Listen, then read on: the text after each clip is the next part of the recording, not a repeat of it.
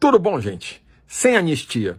Sem anistia não foi apenas o maior grito feito durante a posse do Lula no dia 1º de janeiro de 2023. Sem anistia também não é apenas um pedido para que se investigue, julgue e se puna os crimes cometidos durante o governo Bolsonaro. Não, sem anistia é um pedido de reparação histórica. Estamos falando da anistia ampla e irrestrita que aconteceu no final da década de 70 e início da década de 80 no Brasil. O que aconteceu?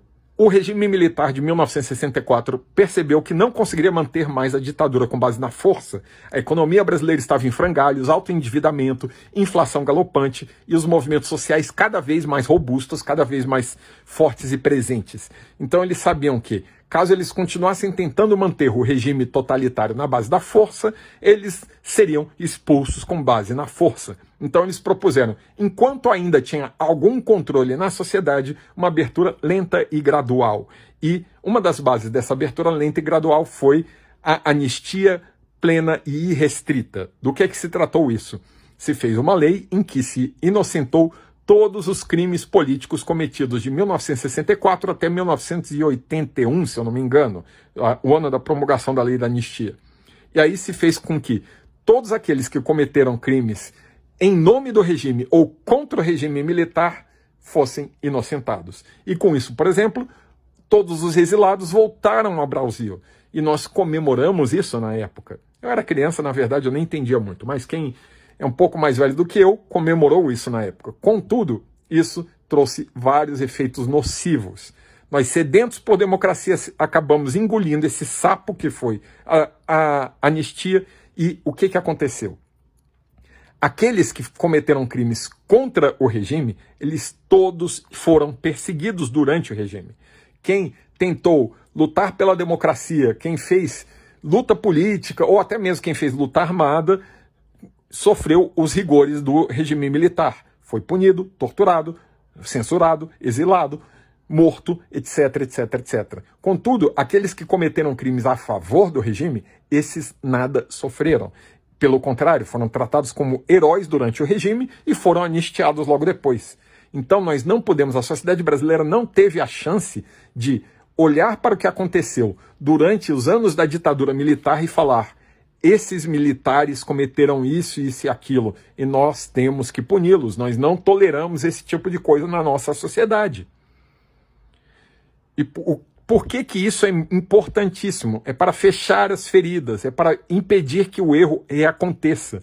É exatamente porque nós não olhamos para o passado e falamos: esse tipo de crime não é tolerável, que a mentalidade militar brasileira continuou a mesma.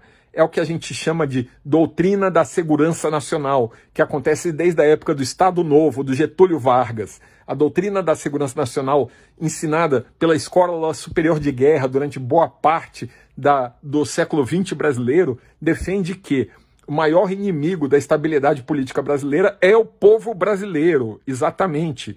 O maior inimigo da estabilidade política brasileira seriam os comunistas infiltrados, os movimentos subversivos, entenda-se, os movimentos populares, os movimentos sociais.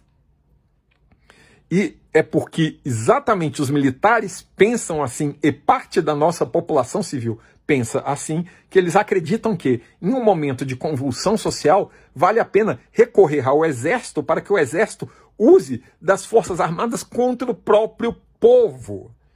É isso que a gente está sofrendo hoje. Pessoas que gritam para que o exército ajam contra o próprio povo, contra os interesses da democracia, contra os interesses sociais, porque eles acreditam que os movimentos sociais brasileiros são uma ameaça ao Brasil, que o povo é uma ameaça ao Brasil.